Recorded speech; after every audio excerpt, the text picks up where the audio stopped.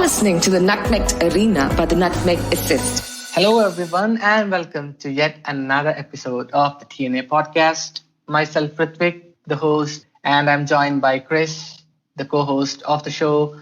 Welcome back, Chris. Thank you very much. Thank you. Good. Nice little break. Yeah, absolutely. Back on it now. Yeah, absolutely. I mean, I've been waiting for this for quite a while now because we have, international breaks are normally quite boring, but this has been quite a busy one with all the injury news, all the ranting and stuff from fans on players' health and stuff like that. But yep, that's a completely different topic that we might probably need to talk about in the future. Yeah. But let's get on then directly on to our agenda, starting with international football. Germany, Spain, 6-0. Wow. Did you see this coming? Not to that extreme, I didn't. But given the way Germany have performed and the inconsistency within the performances, I think it's probably been overdue, if I'm being completely honest. I mean, don't get me wrong, they are 11 games unbeaten, and some of the hype and the hysteria surrounding the national team could be considered a bit over-exaggerated. But given the manner and the inconsistency within the performances, I always felt there was a heavy defeat around the corner. Yeah, fair enough. And I mean, I'd like to sneak in a question from our patron Dieter Van Gogh. But just before that, I just wanted to tell you the XG of the game. Spain had 3.47 compared to Germany's 0.12. And Germany's midfield was completely non-existent. Their defense was completely poor. Even the starting 11 wasn't perfect. Joachim Low played Matthias Hinter as a right back when he was a better centre back. He played Robin Koch as part of the centre back as well. So coming on to Dieter's question, do you think they should stick on to Joachim Low for the Euros, or do you think it's better for Germany to move on with a new coach? No, I think they should stick with him just because there's no viable options right now to take over from him. I believe timing in football is everything, and I don't think they would get much out of sacking him now, considering that they have cemented the place within the tournament, and the tournament is basically around the corner in terms of how the international fixture list is scheduled. So I think they should stick with him, but not because he is the man to take them forward, just purely because there isn't any replacements out there right now. But I do believe, successful or not in next year's tournament, it should be his last tournament. There will be better options available if they get rid, or if their relationship comes to an end in the summer as opposed to now. Yeah, and I certainly hope that they don't bring Jürgen Klinsmann again post the Euros. Yeah. No. Yeah, I think that relationship's, especially after his little cameo appearance for Hertha Berlin last year, I think that relationship is well and truly over between Germany and Klinsmann. But that's the reason they've got to stick with Low now. Is that I don't believe there's anyone ready and waiting to take over now. It will be interesting next summer if Hansi Flick was to have a season that he was to repeat the season that he did with Bayern Munich last year, whether he might consider the Germany job right. Next summer, and maybe even Thomas Tuchel as well, depending on his situation at Paris Saint-Germain. But we'll come to him later, surely. Yeah. And another question from Dieter again, Chris, on Germany. I mean, Joachim Low completely fell out with the senior players that he, completely threw away from the national team. The likes of Mats Hummels, Thomas Muller, Jerome Boateng. Do you think there is a chance that he recalls them, or do you think he should recall them? Well, based on Germany's difficulties at the moment, and the current problem is the fact that the defence is shambolic at the moment. There's a lack of identity within the team, but it appears to me, whenever I've watched Germany, and I've watched this game, not live, but afterwards, that there's a clear... It doesn't look like he knows what his best defence is in terms of personnel, and he doesn't know whether to play a back three or a back four. So based on the current problems that are within the Germany team, and based on Boateng's and Hummel's current form, then they should they should be looking to get them back in. However, given the way, like you mentioned, given the way he handled it and the way he took them out of the team, I don't know if it's actually possible that they would come back. I mean, it was very ungracious considering how important all three players were not only to the Germany squad at the time, but how important they are and they have been to German football over the last 10 years. He would have to go cap in hand to them. So I don't know. I don't think he will because of that. They should do, because there is a clear lack of leadership within the squad at the moment. But obviously there's other things to consider as well. I mean, their age. I mean, Germany are going to have one eye on the European Championships in 2024, which they're hosting. So whether to bring them back now would just be a short-term option. Surely it would be, but they have to start putting some plans in for not just next year's European Championship, but Qatar World Cup and then the European Championships that they're going to surely want to win, given the fact that it's in the home nation. Yeah, fair. And moving on to... Sorry, Rithwik, just before we do move on, the Thomas Muller situation is slightly different, I would say, just given the uniqueness of his style of play and given his unique qualities as an individual. I actually think you have to play a certain style, a certain way to get the best out of Thomas Muller, and I do believe that's why he was sort of dropped from the team initially anyway. So to try and move on in terms of philosophy. So it probably wouldn't be the best idea to get Thomas Muller back involved. I know he's playing excellently for Bayern Munich and he's playing some of the best football of his career at the moment, but maybe that's partly down to the fact that he's not been involved with Germany as well. Right. Yeah, that's a pretty fair point as well. Yep, absolutely. Yeah. I mean, Niko Kovac didn't fancy Muller either because of his philosophy. Yeah. So the same with Carlo Ancelotti. Yeah, exactly. Yeah. And moving on to the other side of the coin here, to Spain. I mean, again, it's part of Dieter's question. They have not been very thrilling under Luis Enrique, very perfect under Luis Enrique, but they're starting to gel. They're starting to get into shape. They're starting to find a good starting 11. And do you think Spain are one of the favourites in the Euros? No, I don't consider them the favourites. And I'll come back to that in a minute as to why. But like you said, they've not been hugely impressive under Luis Enrique. And I don't think that sort of issue where it was Luis Enrique and then Roberto Moreno and then Luis Enrique taking back control helped the national team. However, I do think now they're in a place where this is probably the best they've been since that golden era, so to speak. And as well, I want to point out, I don't think it's coincidental that Spain are actually getting better when Real Madrid and Barcelona appear to be at their lowest ebb. I was looking through the Spanish squad, and because Barcelona and Real Madrid are struggling in the manner that they are, I think Luis Enrique is actually picking more players from different teams throughout the Spanish league. And I actually think that's going to play into Spain's hands. And if they can carry that forward to next year's tournament, it will make them less predictable, and it will give them an advantage. So if the likes of Villarreal and Real Sociedad keep up their form, then the Spanish players from them teams are going to have to be considered, especially if Barcelona and Real Madrid continue in the form that they've shown recently. And I think that'll play into Spain's hands. So that is certainly one advantage that they've got going for them at the moment. In terms of actually being considered favourites, no. And the reason being there's just teams with better depth than them. I make France the overwhelming favourites for the tournament next year. And I'm going to go full Boris Johnson here and put the teams into tiers. And if we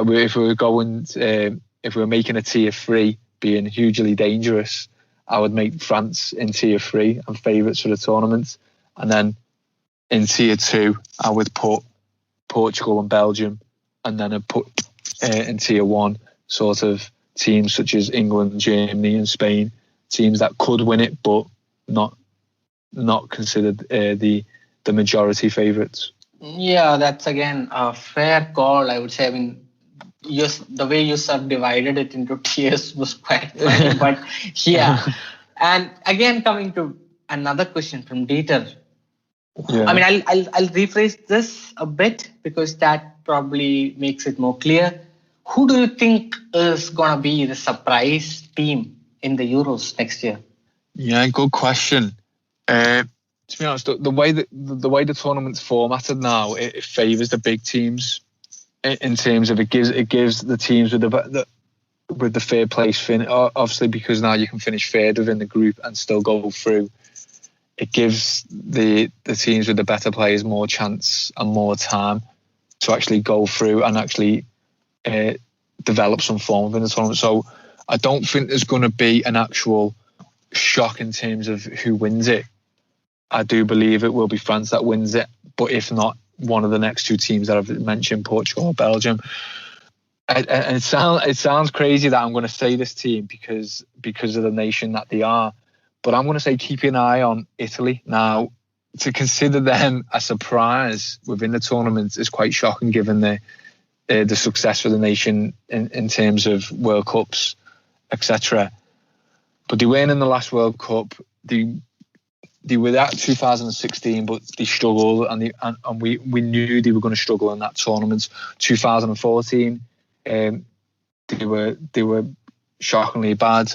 2012 they done well to get to the final, but that was considered an overachievement. 2010, they went out in the first round, and 2008 again they weren't good whatsoever. So, but they've actually come. This tournament could come at a perfect time for them. They've actually got some really good players at the moment, Italy, and players that are going under the radar as well. I've seen you do a piece on Barella for Inter Milan a few weeks ago in one of your data pieces, and that highlighted how good he is. And they've got some really good options in the midfield, like Verratti, Locatelli's playing well, Stefano Sensi, Federico Chiesa. They've got Andrea Bellotti up front as well as Ciro Immobile. So they've got depth as well, Italy. So for me, they're going to be the ones to watch out for. And famously speaking as well, they're always dangerous when they're not considered one of the favourites, the Italians. Right. I mean, this would be the same team that I would also go with because I've been pretty impressed by the way how Roberto Mancini has managed to pick up Italy from quite a bad position and kind of reform the team with really good and amazing footballers. So yes, for me as well, I think Italy are the team to watch out next season in the Euros. Well, I always believe international football works in cycles. You can't always have an excellent 30 players that are all very good to choose from. Sometimes you will go through stages where you don't have that selection available to you.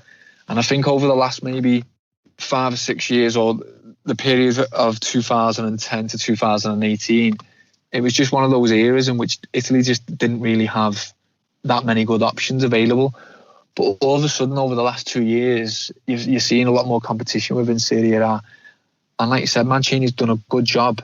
He's just quietly gone about his business. They're winning games regularly, and they've got options everywhere. I was looking at some of the players available. Yes, obviously this is assuming that they stay injury free, of course, as it does with all teams. But if they've got a full set of players to choose from, and he's going to have some squad. Roberto Mancini, he really is, and he's going to have different options.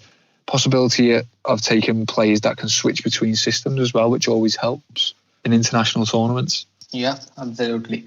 So moving on now from international football to club football to Spain specifically, and one team who's kind of been revived as Atletico Madrid after last year's Champions League quarterfinal against Leipzig.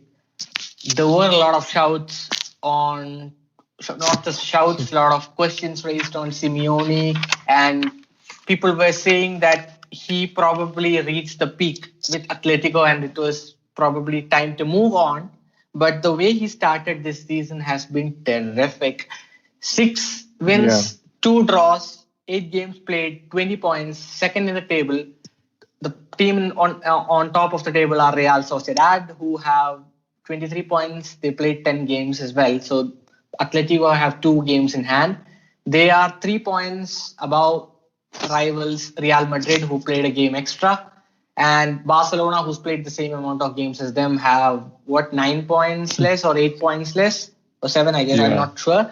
So they are closing up the gap, and this is their best start to the season since their league winning season in 2013-14.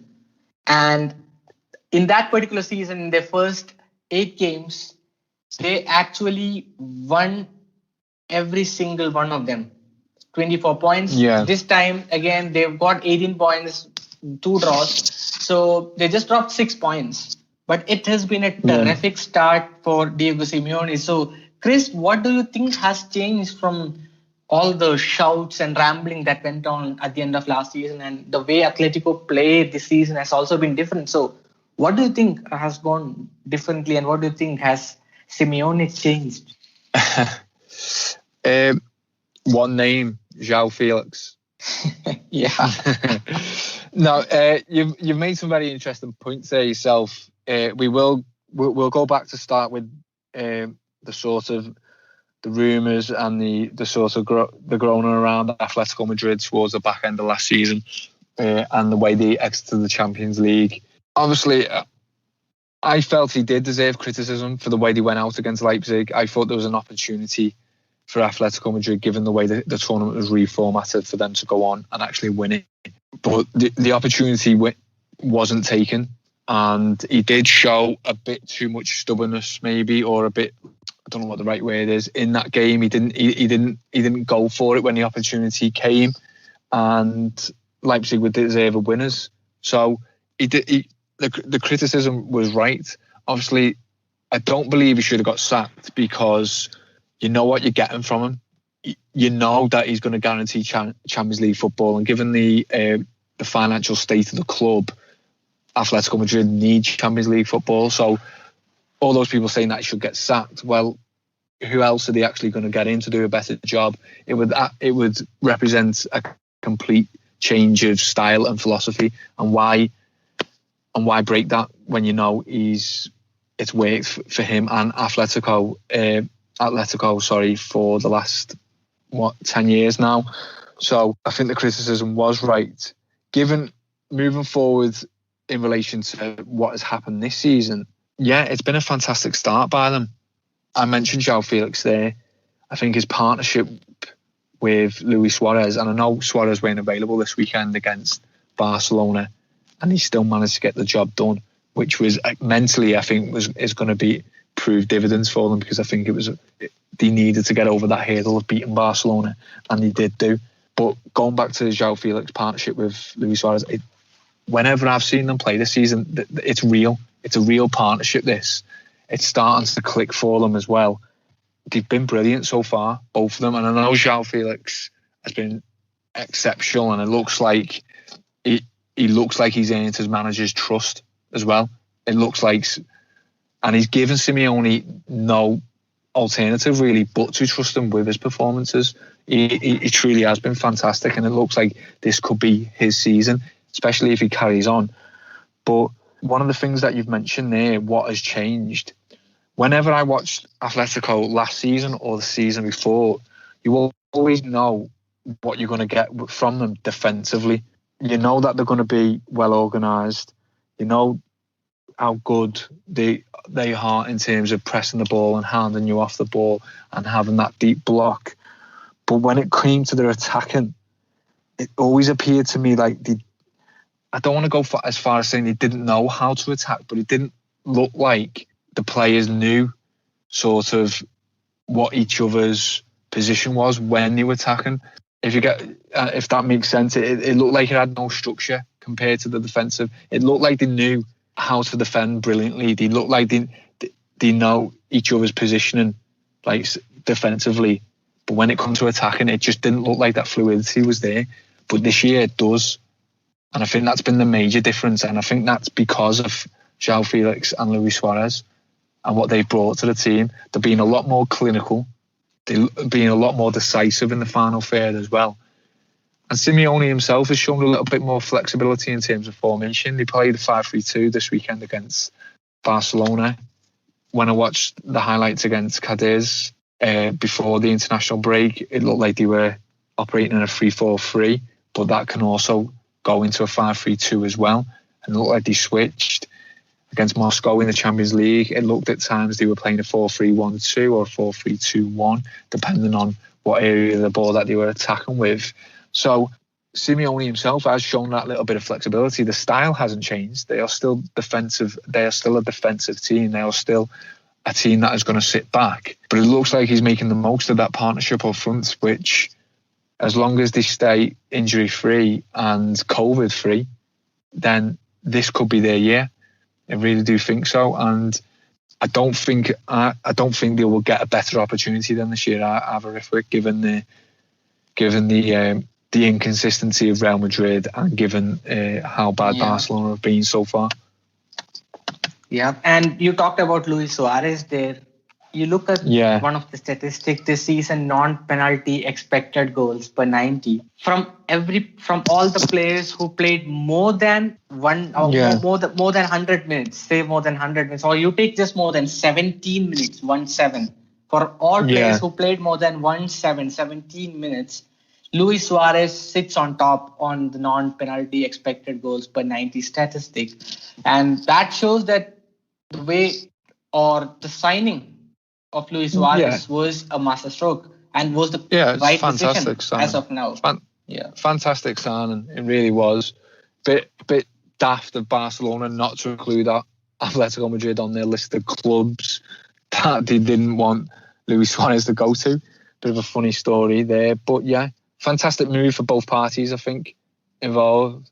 And again, I don't know about yourself as well. I was quite interested once Thomas Partey had departed to Arsenal. I was quite interested to see how they would cope with missing him, because he's developed into a top player, and he was really important for Atletico Madrid. And I know Diego Simeone really relied on him, given his ability to do assist and progressively pass the ball attacking wise, but also defensively he was really good with his positioning and the way he covers space when not in possession. But I don't know if it's too much of a coincidence, but since Partey's left, it seems to me that Koke has really come back into form. And he's having a real surge of form at the moment. He was brilliant for Spain against Germany. He's been fantastic for Atletico Madrid, and it's like it appears to me that he's been freed up a little bit because Partey's not there.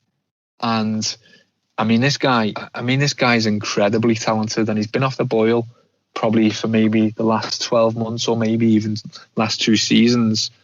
I mean, he's an Atletico Madrid legend. His performances so far have gone under the radar because of Luis Suarez and João Felix, but he's been fantastic. He really has. Yeah. I mean, Koke is one of the vastly underrated footballers on earth. I mean, people completely forget about him when they talk about some amazing midfielders. So that's a very, very valid point again, Chris. And moving on from La Liga now to another question from Dieter again on PSG. Do you think there is a probability that we see different champions in France this season? No, I don't, to be honest. I know the performance against Monaco and the nature and the way the defeat happened and the goals that they conceded was shockingly bad. No, I don't see it. Not because PSG are that good, mind, just because I don't believe the other teams, the Monacos, the Marseilles, the Lilles and the Lyons are actually good enough to take over and good enough to put that consistency in place which is required to win a league title. At the beginning of the season, I was quite intrigued by what would happen in France this year, given the fact that Lyon managed to keep their best players but didn't qualify for Europe. so they wouldn't have that burden of playing European football this year. I thought maybe there might have been a bit more of a push from them, but they haven't been too good yet. They don't seem to have hit top form or got anywhere near any kind of form to put in a challenge. But no, I just think PSG overall, they have been hampered a little bit by COVID and suspensions and injuries, but I believe in the end they will be too good. They're still 4 points clear, given the defeat to Monaco, but I still think they've got too much to be challenged. But I must say, Rithwik, I do believe this will be Thomas Tuchel's last year at the club. I think given that, some of the public moaning about the transfers didn't help his situation with Leonardo, and I do believe no matter what happens, it will be his last season. And it actually, if they were to go out in the Champions League early, go out in this group stage, which is not which is a possibility at this stage when we're recording. I mean, it could actually be brought to an end sooner rather than later. Yeah. Absolutely. And that would actually be poetic justice again, because Thomas Tuchel ending his PSG job, waiting for the Euros to end, and then Germany coming maybe, in for him and appointing. So that would be a nice story. Yeah. Right. So moving on to the last portion of this episode, or the last segment of this episode. Erling brought Haaland. 3 words, 3 amazing words. What a magnificent player. He didn't start against Hertha Berlin. Came on, Dortmund was struggling. Came on from the bench. Said, all right, time to take over. 4 goals. Job done. Hat-trick ball in his hand. 10 goals for the season. One behind Robert Lewandowski, who's sitting at the top. He says, game on. What a player, Chris. What a player. And I mean, I don't know if we projected this last season, but what do you think has changed since he joined Dortmund? Do you see any change in style that Haaland plays, or do you think it's just a natural progression? It's just natural progression for me. He's just a really talented boy. It really is. We've mentioned him before, and I've said he's got everything. He's got size, physique, he's got movement, he's got pace, he's got technical ability. The way he strikes the football is phenomenal. The way he gets in behind defences is fantastic. He really is a complete player, and he's at nowhere near. The scary thing is he's nowhere near he's not peaked yet. He's not peaked yet, and that's scary.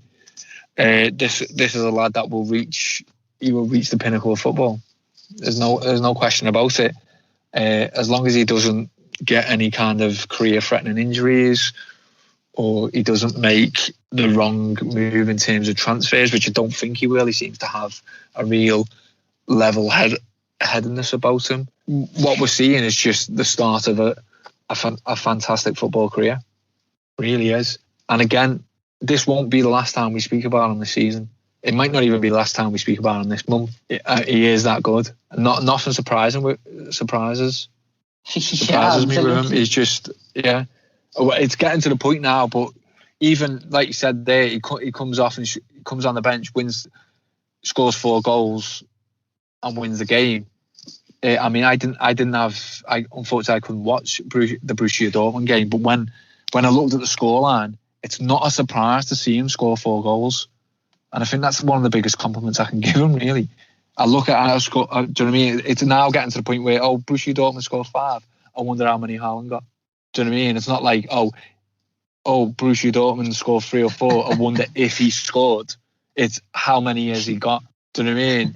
And he's just an exceptional talent. He's gonna be amongst the world elite of football. He's going to be in that next sort of set of elite footballers that take over from Messi and Ronaldo, that mantle, along with the likes of Mbappe. He belongs in there. He does belong in that bracket, because he just keeps churning out goal after goal, week after week. And do you know what I mean?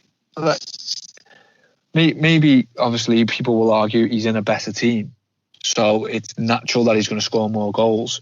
But he scored goals for Salzburg as well. He scored an incredible amount of goals before he moved to Dortmund. Let's not forget, he only moved to Borussia Dortmund in January. Do you know what I mean? And the amount of goals he scored for Salzburg before that, it was exceptional. Scored goals in the Champions League for Salzburg as well. So yeah, just a fantastic footballer. Can't really. We could sit here and just run out of words, really, trying to describe him. Absolutely. Yeah. And this is not gonna be the last time that we will discuss Haaland. He's gonna pop up again and again and again on our podcasts. So this is just the beginning. And statistically, data side, look at the charts. In terms of non-penalty goals and assists per 90, Erling Haaland is sitting in third behind Robert Lewandowski and Kylian Mbappe. When you look at the top 5 European leagues, that is massive. That is massive. You are sitting behind Robert Lewandowski, who's arguably the best footballer in the world right now and on form. And second, Kylian Mbappe, who's arguably the best youngster in the world right now. I mean, you can't really tell Mbappe as a youngster anymore because he's peaked beyond that. And the next player is Erling Braut Haaland. So you can say it's 3 faces. The best, who's a world-class player already. The next best, the next heir to the throne, Kylian Mbappe. And then the guy who's going to challenge the one who's the next progression to the throne. So it is magnificent, like you said. I mean, you just run out of words.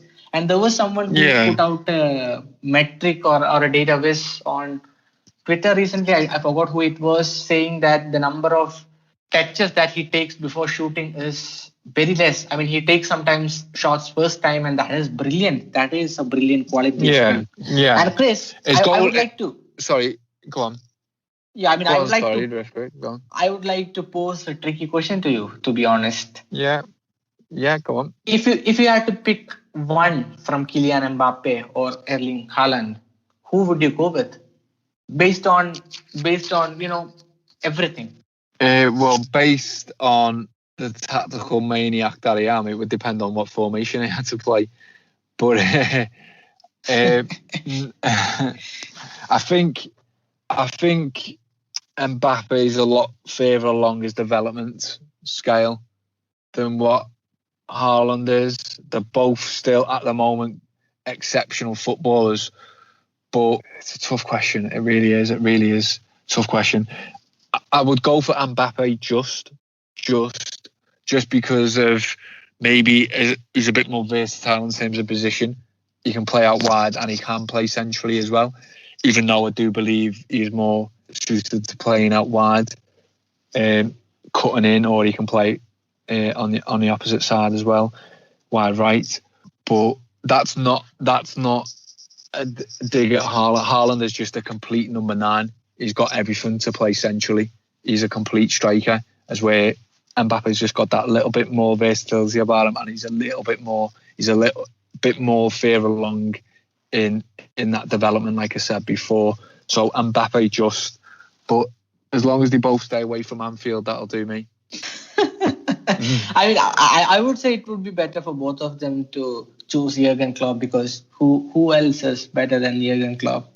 Yeah. Well, if I'm taking my Everton hat off here and speaking about them with my football brain, then I would actually say Kylian Mbappe right now, if he was to leave PSG this year, would be making a very good move if he went to Liverpool, because I believe Klopp's style of play at Liverpool and the way Liverpool play would suit Mbappe down to the ground. I don't know how it would work with Salah. You might have to ship Salah out, but he would be the next best thing. He would be that player. He would be the perfect replacement. But if I'm speaking about Haaland, and I'm being completely honest here, I don't think he should make a move to Liverpool if the opportunity came right now, because I believe what Firmino is asked to do and what he does in that team to bring the best out in the others. Well, in Salah, Jota and Mane. If you asked Haaland to do that, then you would be taking a lot away from his game. So right. I don't believe it would be actually in his best interest to go and play with Liverpool the way they currently play right now. Right. Fair opinion there. So yeah, that brings us to the end of this episode. It has been a pleasure speaking to you again, Chris. Yeah, pleasure. Looking forward to the season taking shape now, because the international breaks are over. Well, until March anyway. So I'm looking forward to seeing what happens with the not only in the Premier League but across Europe too.